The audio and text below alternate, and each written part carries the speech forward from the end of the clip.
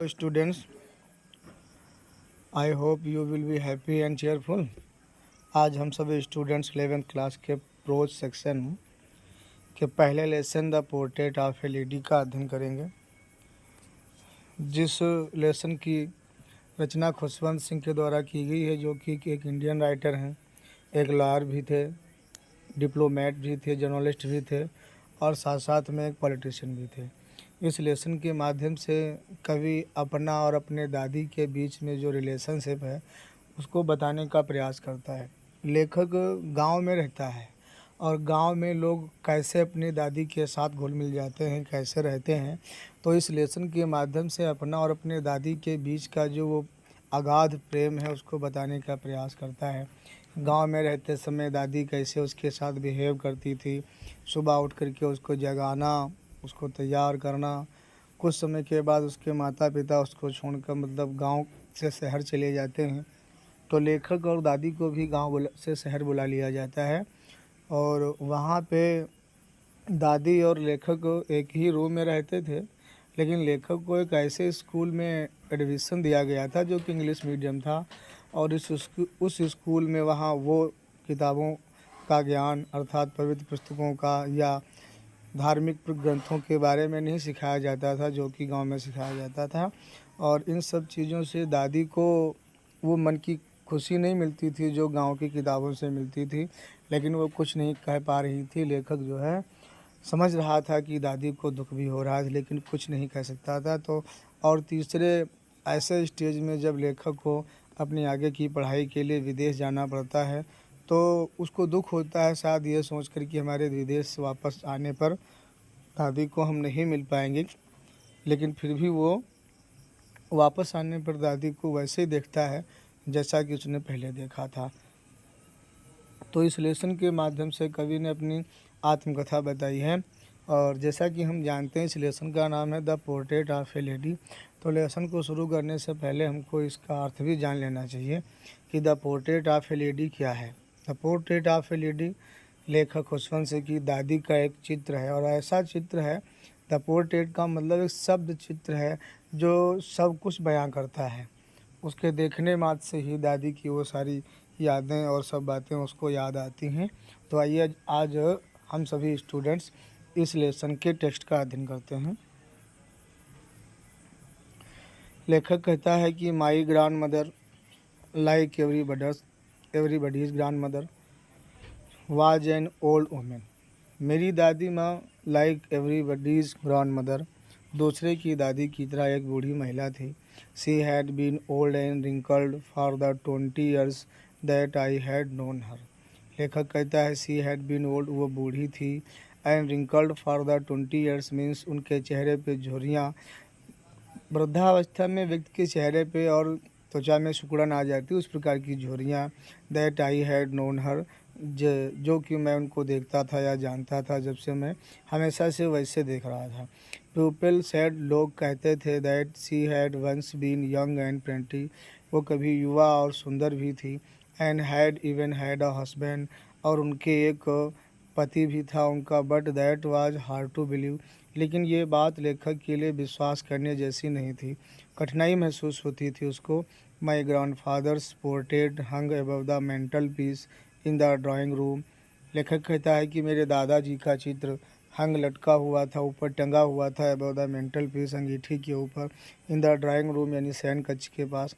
ही वोर, उस चित्र में उसने जो देखा है तो दादाजी वोर अ बिग टर्बन, अपने सर के ऊपर एक बड़ी टोपी लगाए हुए हैं, एंड लूज फिटेड क्लॉथ्स, और उनके जो कपड़े हैं वो ढीले ढाले हैं। उनके चित्र में जो हिज लॉन्ग, उनकी लंबी सफ़ेद जो दाढ़ी है, covered the best part of his chest, उनके सीने अर्थात छाती के अधिकांश भाग को ढकती है, and he looked at least 100 years old, और दादाजी उस तस्वीर में चित्र में कम से कम 100 वर्ष के बूढ़े नज़र आते थे। He did not look the sort of person who would have a wife or children. दादाजी उस चित्र में कुछ इस प्रकार के व्यक्ति नज़र ही नहीं आते थे, who would have a wife, कि जिनकी पत्नी होगी, और चिल्ड्रन या बच्चे होंगे। ही लुक्ड, ऐसे प्रतीत होते थे, एज इफ, जैसे कि मानो कि he could only have lords and lords, of grandchildren, कि उनके केवल और केवल अगर हो सकते हैं तो लॉट्स एंड लॉट्स मीन्स अधिक से संख्या में ज़्यादा से ज़्यादा केवल नाते पोती ही हो सकते हैं। As far my grand mother, जहाँ तक कि मेरी दादी के बीइंग यंग एंड प्रेटी, सुंदर और जवान होने की बात है, ये जो विचार ही हमारे दिल में आता है वाज ऑलमोस्ट रिवोल्टिंग, ये लगभग विद्रोह जैसा पैदा करता है। She often told us of the games, दादी जी लेखक को हमेशा मतलब अक्सर वो खेल बताया करती थी। She use to play as a child, कि जब वो बच्ची थी बचपन में खेला करती थी उन खेलों के बारे में बताया करती थी। That seemed quite absurd and undignified, वो जो कहानियाँ होती थी के लेखक को बहुत ही भद्दी और नीरस या गरिमाहीन प्रतीत होती थी ऑन हर पार्ट उनकी तरफ से। And we treated it like the fables, और लेखक कहता है हम उन कहानियों के साथ, जो ऐसी कहानियाँ फेबल्स ऑफ द प्रॉफिट, पैगंबरों की जो कहानियाँ होती थी देवदूतों की, उनकी कहानियों की तरह हम उनको उनके साथ बर्ताव करते थे। She use to tell us, वो कहानियाँ जो हमें अक्सर दादी जी सुनाया करती थी। She had always been short, इस वाले पैराग्राफ में दादी जी के फिजिकल अपीयरेंस को बताया गया है कि वो कैसी नज़र आती थी। She had always been short and fat, वो हमेशा से कद में छोटी और मोटी एंड स्लाइटली बेंट, बुढ़ापे की अवस्था में व्यक्ति का शरीर अक्सर झुक जाता है, वैसे ही वो थोड़ा झुकी हुई प्रतीत होती थी। स्लाइटली मीन्स हल्का और बेंट मीन्स झुकी हुई।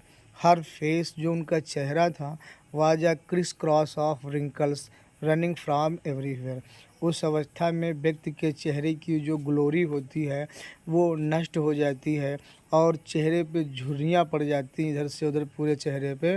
Running from everywhere to every, अपने पूरे चेहरे में आप किसी भी वृद्ध व्यक्ति को देखिए तो वो जो उसके चेहरे की जो ग्लोरी, जो उसका अट्रैक्शन होता है, जो उसकी यूथ में होता है, वो कम्प्लीटली डिसअपेयर्ड हो चुका होता है और वो बड़ा ही अजीब सा लगता है। चेहरे में सब झुर्रियाँ हो जाती हैं, झाई टाइप पड़ जाती, सुगड़न आ जाती है, जो कि युवा अवस्था में बिल्कुल नज़र नहीं आती है।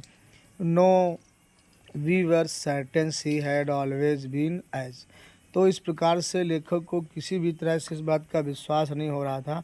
She had always been as we had known her, वो हमेशा से वैसी ही थी जैसी इसको नज़र आ रही थी, मतलब बूढ़ी नज़र आती थी। ओल्ड, सो टेरेबली ओल्ड, बूढ़ी और इतनी बूढ़ी that she could not have grown older, कि वह उससे ज़्यादा बूढ़ी हो भी नहीं सकती थी, तो ऐसी उसकी दादी उसको बूढ़ी नज़र आती थी। एंड हैड स्टेड, और उसी ही अवस्था में ठहरी हुई थी वो, at the same age for 20 years, लेखक ने जब से दादी को देखा था तो उसको ऐसा लगता था कि दादी 20 वर्ष से वो उनको देखता चला रहा था और वो दादी 20 वर्ष से ऐसा प्रतीत हो रहा था जैसे कि उसी अवस्था में ठहरी हुई, एकदम रुकी हुई हैं। She could never have been pretty, यह देखकर उसके मन में विचार आता है कि दादी कभी सुंदर हो ही नहीं सकती हैं, but she was always beautiful, लेकिन जैसा कि उसने लोगों से सुना था वो हमेशा से सुंदर थी। और उसके बाद अगली लाइन से ये बताने का प्रयास करता है कि घर में कैसे उनके क्रियाकलाप होते थे। तो सी हॉबल्ड अबाउट द हाउस, वो घर में, हॉब मीन्स फुदकना, चलती रहती थी, फुदकती रहती थी चिड़िया की तरह। The house in the spotless, घर में उन सफ़ेद बेदाग चेहरों में, विद वन हैंड, जिनका एक हाथ रेस्टिंग मीन्स रखा हुआ होता था, ऑन हर वेस्ट, उनकी कमर पर, टू बैलेंस हर स्टूप, बुढ़ापे के झुकाव को संतुलित करने के लिए, एंड द अदर, और दूसरा जो हाथ होता था, telling the beads of her rosary, हाथ में एक माला लिए होती रहती थी और उस माले के मनके को हो कुछ न कुछ गाते हुए घुमाया करती थी। हर सिल्वर लॉक्स, बुढ़ापे में जो किसी भी वृद्ध व्यक्ति के जो बाल एकदम सफ़ेद चांदी जैसे चमकते हुए नज़र आते हैं, तो उनके भी वो चांदी के जैसे जो लटें थी, वर बालों की जो were scattered and tidy over her pale, वो बिखरे हुए पड़े थे उनके उस पीले पकड़ फेस कमज़ोर चेहरे पर, एंड हर लिप्स, और उनके होंठ कॉन्स्टेंटली मीन्स निरंतर, मूड हिलते रहते थे। इनऑडेबल प्रेयर, एक ऐसी प्रार्थना में जिसको सुना नहीं जा सकता था, केवल मुंह को देखकर आप केवल अनुभव कर सकते थे कि व्यक्ति कुछ कह रहा है। Yes, she was beautiful. लेखक कहता है हाँ, वो सुंदर थी। और she was like the winter landscape, और उनकी तुलना कवि ने उस सर्दियों के मौसम में दूर तक जो पहाड़ों का दृश्य होता है, बर्फीले पहाड़ों पर जहाँ तक आपकी नज़र जाती है, दूर दूर तक वो पहाड़ों के ऊपर सफ़ेदी ही नज़र आती है। ठीक दादी भी an expense of pure white serenity, दादी भी उसी प्रकार से एक शुद्ध और सफ़ेद और शांति, एक फैलाव सा नज़र आती थी। ब्रीथिंग पीस एंड कंटेंटमेंट, जो सांस ले रही थी, जीवन जी रही थी शांति और संतुष्टि के साथ। लेखक कहता है my grand mother and I were good friends, मेरी दादी माँ और हम अच्छे मित्र थे। My parents left me with her when they went to live in the city, मेरे माता पिता छोड़ गए थे मुझको विद हर, उनके साथ, when they went to live in the city, जब वो शहर में रहने के लिए चले गए। And we were constantly together, और हम लोग निरंतर एक साथ रह रहे थे। She use to wake up, ये पहला चरण है लेखक का उसकी दादी के साथ जब वो गांव में रहता था। तो लेखक कहता है she use to wake me up, वो हमेशा जगाया करती थी मुझको इन द मॉर्निंग, सुबह, and get me ready for school, और स्कूल के लिए तैयार किया करती थी। She said her morning prayer, इस समय वो अपने सुबह की प्रार्थना कहती रहती थी। इन अ मोनोटोनस सिंग सॉन्ग, एक ऐसे गीत में गाती रहती थी जो एक प्रकार से उबाऊ होता था, एक ही स्वर में। व्हाइल सी बाथड, जब वो लेखक को स्नान कराया करती थी। एंड ड्रेस्ड मी, कहती है और मुझको कपड़े पहनाती थी। इन द होप, इस आशा के साथ वो गीत गाती रहती थी कि आई वुड लिसन, कि मैं उसको सुनूंगा। एंड गेट टू नो, और जानूंगा। इट मनी, इस गीत को अर्थात उनकी प्रार्थना को बाई हर्ट, हृदय से। आई लिसेंड, और लेखक कहता है मैं उसको सुनता था। Because I loved her voice, क्योंकि मुझे दादी की आवाज़ पसंद थी। और but never bother to learn it, लेकिन कभी भी उसको सीखने का हमने कष्ट नहीं किया है। देन सी वुड फैच, फिर वो ढूंढ करके लाया करती थी। माई वुडन स्लेट, मेरी लकड़ी की बनी हुई party. Which she had already washed, जिसको वो पहले से ही साफ करके रखती थी। एंड प्लास्टर्ड विद येलो चाक, और जिस पर पीली चाक से प्लास्टर यानी पुताई कर देती थी। और साथ में टिनी एर्थन इंक पॉट, एक छोटा सा मिट्टी का बना हुआ इंक पॉट में दवात, एंड द रेड पेन, और एक लाल कलम, टाई बांध देती थी। ये सब चीज़ें, देम ऑल, ये सब चीज़ें इन अ बंडल, बंडल में, एंड हैंड इट टू, और ये मुझको दे देती थी। After a breakfast of thick, लेखक सुबह क्या खाता था? पुराने समय में ग्रामीण क्षेत्र में लोग इसी प्रकार का ब्रेकफास्ट करते थे। आफा थिक, एक मोटी स्टेल चपाती मीन्स बासी रोटी विद अ लिटिल बटर, और भैया जिस पर थोड़ा सा मक्खन लगा होता था। एंड शुगर स्प्रेड ऑन, और उस पर थोड़ी चीनी डाल दी जाती थी, वो और ज़्यादा आनंददायक होती थी। इसका आनंद हमने लिया है। वी वेंट टू स्कूल, लेखक कहता है हम स्कूल जाते थे। सी कैरीड सेवरल स्टेल चपाटीज, वो अपने साथ बहुत सी बासी चपातियाँ ले जाती थी। विद हर, अपने साथ, फॉर द विलेज डॉग्स, गांव के कुत्तों के लिए। लेखक कहता है my grand mother always went to school, मेरी दादी भी हमेशा हमारे साथ स्कूल जाती थी। विद मी, मेरे साथ, बिकॉज, क्योंकि the school was attach to the temple, जहाँ पे स्कूल बना था, जहाँ लेखक जाता था, उसी के बगल में, उसी से जुड़ा हुआ उनका मंदिर भी था, इसीलिए साथ में लेखक के साथ स्कूल जाया करती थी। The priest taught us the alphabet and the morning prayer, उस मंदिर के जो पुजारी जी होते थे, वो लेखक कहता है हम लोगों को वर्णमाला और सुबह की प्रार्थना सिखाया करते थे। While the children sat in, जबकि बच्चे उस मंदिर में बैठ जाया करते थे। रोज इन लाइन में, एक पंक्ति में, ऑन आइदर साइड, एक तरफ, आप द वरांडा वरांडा के, और सिंगिंग गाते हुए द अल्फ़ाबेट वर्णमाला को, या अथवा द प्रेयर इन कोरस, या उस प्रार्थना को समूह सुर में गाते थे। My grandmother sat inside, मेरी दादी जी उस मंदिर के अंदर बैठ जाया करती थी, रीडिंग द स्क्रिप्टर्स, पवित्र पुस्तकों को पढ़ते हुए। When we had both finish, जब हम दोनों लोगों का काम समाप्त हो जाता था, तब we would walk back together, तब हम दोनों लोग एक साथ साथ घर चल देते थे। दिस टाइम, इस समय जब हम लोग घर के लिए वापस होते थे, द विलेज डॉग्स, जो गांव के कुत्ते हुआ करते थे, वुड मीट अस, मिल जाया करते थे हम लोगों को, एट द टेम्पल डोर, दरवाजे पर ही मिल जाया करते थे मंदिर के।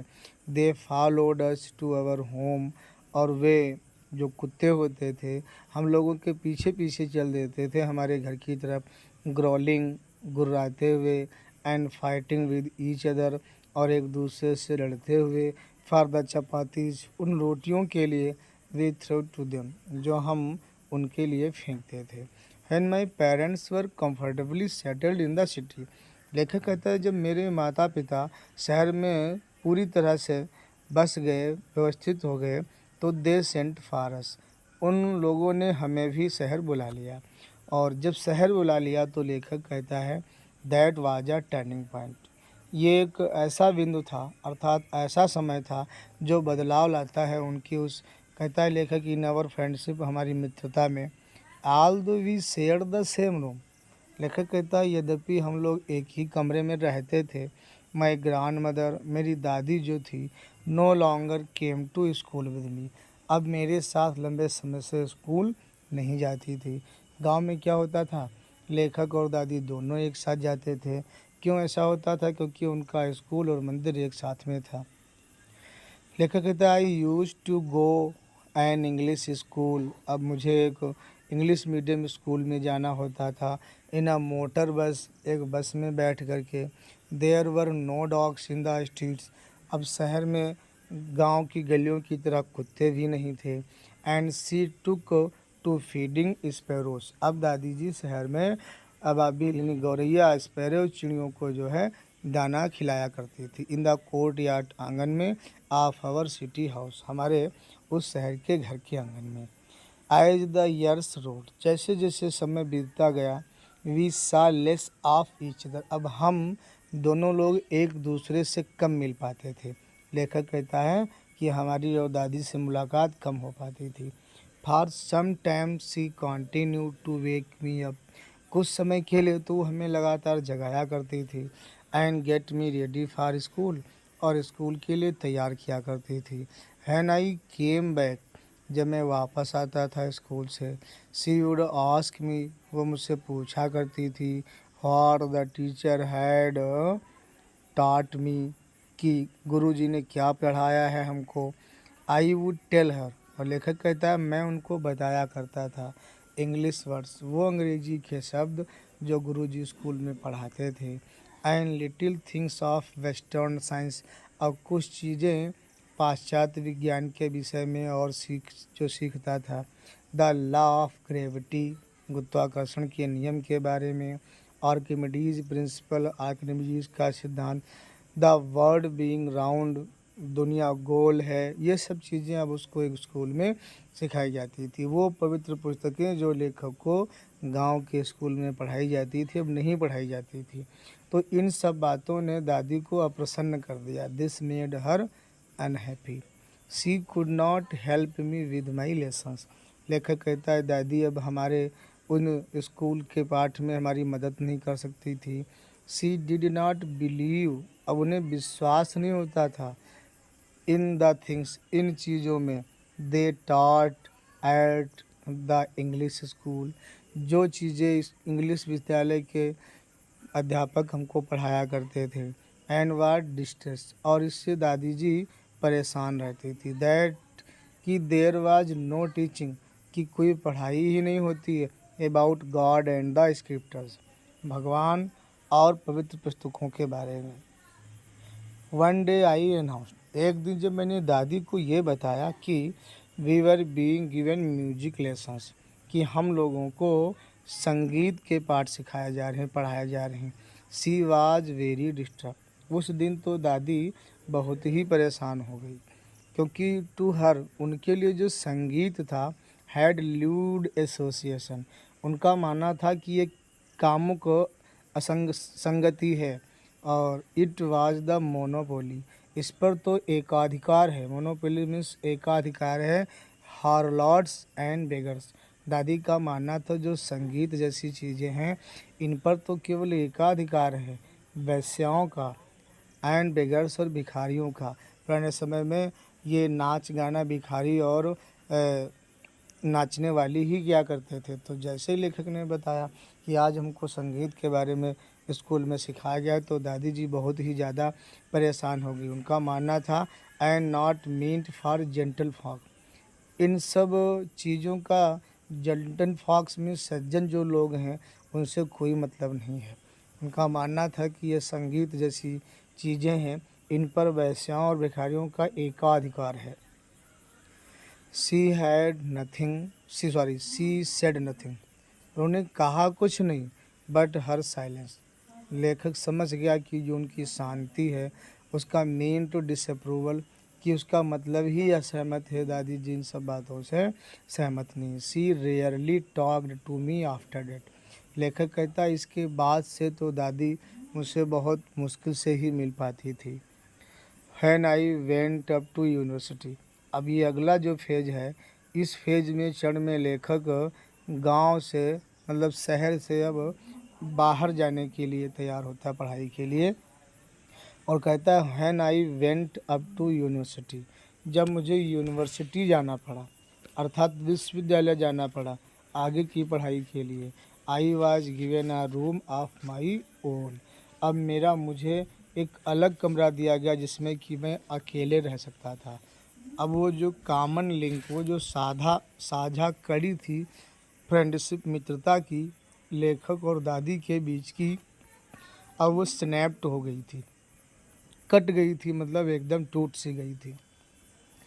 लेखक कहता है माई ग्रैंड मदर एक्सेप्टेड, अब दादी जी ने स्वीकार कर लिया था अपने उस हर सेकुलरिज्म का मतलब है अब एकांत को, अपने उस एकांतपन को विद रिजाइनेशन, मतलब धैर्यपूर्ण सहमति के साथ उस अकेलेपन को स्वीकार कर लिया था। समझ गई थी अब उनको अकेले ही रहना है, क्योंकि अब लेखक उनके साथ नहीं रह सकता था, उसको आगे की पढ़ाई के लिए बाहर जाना पड़ा था। She rarely left her spinning, अब दादी का अधिकांश समय बीतता था उनके चरखे के पास। स्पिनिंग व्हील्स का मतलब चरखा। टू टॉक एनीवन, किसी से भी बात करते समय उसी के पास बैठे रहती थी। फ्रॉम सनराइज टू सनसेट, सूर्योदय से लेकर सूर्यास्त तक। She set by her feel, वो अपने उस चरखे के पास बैठी रहती थी। स्पिनिंग, बुनाई करते हुए, एंड रिसाइटिंग, और गाते हुए अपनी प्रार्थनाओं को। ओनली इन द आफ्टरनून, केवल दोपहर के बाद। She relaxed for a while, वो कुछ पल के लिए आराम करती थी। टू फीड द स्पैरोज, गौरैयाओं को दाना खिलाते हुए। While she sat in the बरामदा, और उस समय वो बरामदे में बैठ जाया करती थी। ब्रेकिंग, तोड़ते हुए। The bread into little bits, रोटी के छोटे छोटे टुकड़ों को। हंड्रेड्स ऑफ, जब दादी जी ऐसा करती थी तो सैकड़ों जो छोटी छोटी चिड़िया होती थी, वो जो स्पैरोज कलेक्टेड, इकट्ठा हो जाती थी राउंड हर, उनके आसपास, और creating a veritable bedlam of chirping, और एक अजीब सा, जैसे ही दादी जी उनके पास बैठ जाया करती थी, सैकड़ों चिड़िया जो पक्षी हुआ करते थे चहचहाकर शोर मचाते हुए उनके इर्द गिर्द एकत्र हो जाते थे। Some came and perched on her leg, उनके कुछ पक्षी जो होते थे आते थे, उनके टांगों पर बैठ जाते थे। अदर्स ऑन हर शोल्डर्स, कुछ आकर के उनके कंधों पर बैठ जाते थे। सम इवन सैट ऑन हर, यहाँ तक कि कुछ उनके सिर पर भी बैठ जाते थे। और तो जब सिर पर भी बैठ जाते थे तो सी स्माइल्ड, वो मुस्कुराती थी, परंतु कभी उन्हें भगाती नहीं थी भैया। But never shooed them away, कभी उन्हें भगाती नहीं थी। It used to be the happiest half hour of the day, और ये उनके दिन का सबसे ज़्यादा और खुशनुमा आधा घंटा हुआ करता था। इस प्रकार से दादी अब अपना अधिकांश समय गौरैयाओं के साथ बैठ करके बिताया करती थी। लेखक कहता है when I decided to go abroad, जब हमने विदेश जाने का निर्णय लिया फॉर फर्दर स्टडीज़, आगे की पढ़ाई के लिए, अध्ययन करने के लिए, लेखक कहता आई वॉज श्योर, मुझे विश्वास था कि मेरी जो दादी माँ है वुड बी अपसेट, इस बात से परेशान हो जाएंगी। I would be away for 5 years, मैं 5 वर्षों के लिए दूर जा रहा हूँ उनसे। एंड एट हर एज, और उनकी अवस्था में, इस अवस्था में, वन कुड नेवर टेल, कोई भी ये कह नहीं सकता था, लेकिन but my grand mother could, लेकिन मेरी दादी जी ऐसा कर सकती थी। इस अवस्था में जाने के बाद हर आदमी को विश्वास होता है कि किसी भी समय उस व्यक्ति की मृत्यु हो सकती है, लेकिन लेखक को इस बात का विश्वास था कि दादी जी जीवित रहेंगी। She was not even sentimental, वो तनिक भी भावुक नहीं हुई थी। She came to leave me at the railway station, वो मुझे रेलवे स्टेशन पर छोड़ने आई। बट डिड नॉट टॉक, लेकिन बात नहीं की मुझसे, लेखक कहता है। And or show any emotions, और ना ही कोई भावुकता प्रदर्शित की। Her lips moved in prayer, उनके प्रार्थना में होंठ लगातार घूम रहे थे, जैसे कि हमेशा वो गाया करती थी, चलाया करती थी अपने होंठ। Her mind was last in prayer, उनका मस्तिष्क यानी उनका दिमाग पूरी तरह से प्रार्थना में खोया हुआ था। Her fingers were busy telling the beads of rosary, उनकी उंगलियां माला जपने में व्यस्त थी। साइलेंटली सी किस्ड मी, लेखक कहता है चुपचाप उन्होंने मेरे माथे को चूमा। किस्ड माई फोरहेड मीन्स मेरे माथे को। एंड व्हेन आई लेफ्ट, और जब मैंने प्रस्थान किया वहाँ से, the I cherished the most imprint as perhaps the lord sign of physical content between us, जब मैंने वहाँ से प्रस्थान किया तो मैंने उस नम छाप को अपने दिल में संजोए रखा कि शायद हमारे मध्य ये आखिरी, लेखक कहता है silently she kissed my forehead, चुपचाप उन्होंने मेरे माथे को चूमा। एंड व्हेन आई लेफ्ट, और जब मैं वहाँ से चला तो आई चेरिस्ड, मैंने संजो के रख लिया, द मोस्ट इम्प्रेंट, उस नम निशानी को जो चुम्बन की थी मेरे माथे पर, एज ये सोचते हुए परहेप्स द लास्ट साइन, कि शायद ये अंतिम निशानी है।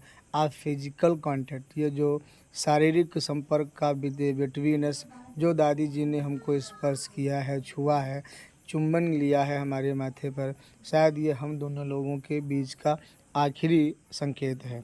But that was not so, लेकिन ऐसा नहीं था। आफ्टर 5 years, 5 वर्षों के बाद, आई केम बैक, जब मैं वापस आया घर, and was met by her at the station, और जब मैं उनसे स्टेशन पे मिला, she did not look a day older, वह एक भी दिन ज़्यादा बूढ़ी नहीं दिखाई देती थी। She still had no time for words, आज भी उनके पास कुछ कहने के लिए शब्द नहीं थे, समय नहीं था।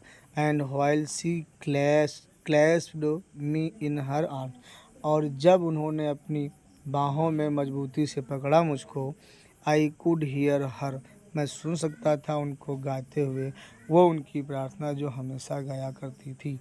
Even on the first day of my arrival, मेरे आगमन के पहले दिन, प्रथम दिन, हर हैप्पीएस्ट मोमेंट्स, उनके जो सर्वाधिक प्रसन्नता के पल थे वो भी परमिन्स थे विद हर स्पैरोज, गौरैयाओं के साथी थे। हुम सी फेड, जिन्हें वो खिलाया करती थी, लॉन्गर फॉर लंबे समय से, एंड विद फ्रिवलेस रिब्यूक्स, और वो तुच्छ यानी हल्की फुल्की डांट के साथ। इन the evening a change came over हर, शाम के समय लेखक ने देखा कि दादी में कुछ अचानक सा अजीब परिवर्तन आया। शी डिड नॉट प्रे, उन्होंने प्रार्थना नहीं की। She collected the women of the neighbourhood, उन्होंने पास की महिलाओं को इकट्ठा किया। गाट एन ओल्ड ड्रम, एक पुरानी ढोल खरीद करके लाई। एंड स्टार्टेड टू सिंग, और गाना शुरू कर दिया। For several hours she thumped the sagging skins of the dilapidated drums. For several hours, कई घंटों तक दादी सी धमट मतलब वो पीटती रही उस sagging skins of the dilapidated drums, उस उभरे हुए, उस फूले हुए अर्थात एक ऐसे ढोल को जो अत्यधिक फूला हुआ, डिलापिडेटेड, ये जो ड्रम्स लिखा हुआ है इसका मतलब है पुरानी खाल वाला जो होता था उस हिसाब से। डिलापिडेटेड मतलब टूटा फूटा, और ड्रम जो स्किन माने खाल का। And सैंग of the home coming of warriors, और योद्धाओं के गीत, वापसी के गीत गाती रही। वी हैड टू परस्यूट, हमें उन्हें मनाना पड़ा। टू स्टॉप, रोकने के लिए। टू अवॉइड, और बचने के लिए। ओवर स्ट्रेनिंग, अत्यधिक थकान के लिए, कहीं ऐसा ना हो कि ज़्यादा समय तक ढोल बजाने के कारण उनको अत्यधिक थकान हो जाए। That was the first time, पहला समय था, ऐसा लेखक कहता है जीवन में, since I had known her, जब से मैं उनको जानता था। That she did not pray, कि दादी जी ने उस दिन प्रार्थना नहीं की थी। The next morning she was taken ill, और अगली सुबह वो बीमार पड़ गई। And it was a mild fever, उनको हल्का बुखार था। And the doctor told us, और डॉक्टर ने बताया हम लोगों को ये कि इट वुड गो, कि ये जल्दी ही ठीक हो जाएगा। बट माई ग्रैंड मदर था, लेकिन मेरी दादी सोचती थी डिफरेंटली, कुछ अलग ही। उनका मानना था कि उनका अब अंतिम समय आ गया है। सी टोल्ड अस, उन्होंने बताया हमको कि हर एंड वाज नियर, कि उनका अंत नज़दीक है। She said that since only a few hours before the close of the last chapter of her life, she had omitted to pray. She told us, उन्होंने बताया हम लोगों की, end was near।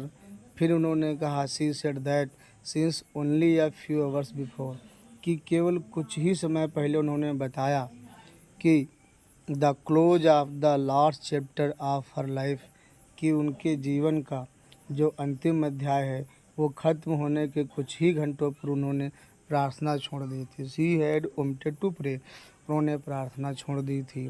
C was not going to waste any more time talking to us, अब वो और अधिक समय अपना बात करने में बर्बाद नहीं करना चाहती थी। वी प्रोटेस्टेड, हम लोगों ने विरोध किया इस बात का, लेखक कहता है हमने विरोध किया। But she ignored our protesters, परंतु उन्होंने हमारे विरोध को नकार दिया, प्रोटेस्ट विरोध को। सी ले पीसफुली, वो शांतिपूर्वक लेटी रही। इन बेड, बिस्तर पर। प्रेइंग, प्रार्थना करते हुए। एंड टेलिंग हर बीड्स, और अपनी माला जपती हुई। Even before we could suspect, इससे पहले कि हम लोग कोई शंका कर सकते थे। हर लिप्स स्टॉप्ड मूविंग, उनके होंठ चलना बंद हो गए। And the rosary fell down, और वो माला नीचे गिर गई। हर लाइफलेस फिंगर्स, उनकी जो बेजान उंगलियां थी उनसे। अ पीसफुल पेलर स्प्रेड, एक शांतिपूर्ण पीलापन जो था वो स्प्रेड ऑन हर फेस, उनके चेहरे पर फैल गया। एंड वी न्यू, और हम लोग जान गए दैट शी वाज डेड, कि वह मर चुकी हैं। We lifted her off the bed, हमने उनको बिस्तर से उठाया। एंड और एज इज कस्टमरी, और जैसा कि प्रथा होती है, laid her on the ground, उनको ज़मीन पर लिटा दिया। And covered her with a red shroud, और उन्हें एक लाल कफन से ढक दिया। श्राउड मीन्स कफन होता है। आफ्टर अ फ्यू आवर्स, कुछ घंटों बाद। ऑफ मोरिंग, विलाप करने के, दुख जताने के। वी लेफ्ट हर, हम लोगों ने उनको छोड़ दिया। एलॉन, अकेले। टू मेक अरेंजमेंट्स, व्यवस्थाएं करने के लिए। फॉर हर फ्यूनरल, उनकी अंत्येष्टि के लिए। In the evening we went to her room. शाम के समय हम उनके कमरे में गए। With a crude stretcher. Crude stretcher means होता है भैया अर्थी। To take her to be cremated, उनका दाह संस्कार करने के लिए, ले जाने के लिए। The sun was setting and had lit her room. और उस समय जब उनके कमरे में गए तो सूर्य अस्त हो रहा था और उसने उसके कमरे और बरामदे को सुनहरे प्रकाश से अवलोकित अर्थात भर दिया था। उस समय मतलब उस सूर्य ने लिट हर रूम, उनके कमरे के बरामदे को with blaze of golden light, एक सुनहरे प्रकाश से भर दिया था। वी स्टॉप्ड हाफ वे, हम आंगन के बीचों बीच ठहर गए। ऑल ओवर द बरामदा, पूरे बरामदे में। एंड इन हर रूम, उनके कमरे में। राइट अप, ठीक ऊपर। होयर सी ले, जहाँ लेटी हुई थी, डेड मृत। एंड स्टिफ रैप्ड, और उनके ऊपर जो लाल कपड़े में पड़ी हुई दादी जी। ऑन द फ्लोर, फर्श पर। There was no chirping, sorry, hundred thousand of sparrow, जहाँ पर दादी जी रैप्ड, लपेटी हुई, in the shred red shroud, लाल कफन में पड़ी हुई थी। थाउजेंड्स ऑफ स्पैरोज, हजारों चिड़िया। सेट, बैठी हुई थी, बिखरी हुई, ऑन द फ्लोर, फर्श पर। देयर वाज नो चिरपिंग, चिड़ियों ने भी दुख जताया, किसी भी प्रकार की चहचहाट नहीं थी, शांतिपूर्वक बैठी थी। वी फेल्ट सॉरी, लेखक कहता है पक्षियों को देखकर, उन गौरैयाओं को देखकर हमें दुख हुआ। एंड माई मदर, और मेरी माता जी। Fetched some bread for them, उनके लिए कुछ रोटी के टुकड़े तलाश करके लाई। She broke it into little crumbs, और उन्होंने उन रोटियों को छोटे छोटे टुकड़ों में तोड़ा। The way my grand mother used to, जिस प्रकार से मेरी दादी जी तोड़ा करती थी। And threw it to them, और इसे डाल दिया उन गौरैयाओं को। लेकिन उस समय भैया चिड़ियों में भी इतना दुख था। The sparrows took no notice of the bread, उन गौरैयाओं ने उन रोटी के टुकड़ों पे भी कोई ध्यान नहीं दिया। When we carried my grandmother's corpse off, जब हम अपने दादी जी के शव को लेकर चले गए। दे फ्लू अवे क्विकली, सारी चिड़ियाँ शांतिपूर्वक उड़कर चली गईं। Next morning the sweeper swept the bread crumbs into the dustbin, अगली सुबह, अगले दिन सफाई कर्मी ने अर्थात सफाई वाले ने, चपरासी ने, चौकीदार ने स्वेप्ट द ब्रेड क्रम्स, उन रोटियों के टुकड़ों को साफ करके डस्टबिन में डाल दिया। तो इस प्रकार से ये लेसन समाप्त होता है। और अगले वीडियो को प्राप्त करने के लिए, अगले लेसन का समरी और उसका हिंदी अर्थ, सभी लोग हमारे चैनल को सब्सक्राइब करें, बेल आइकन दबाएं और लाइक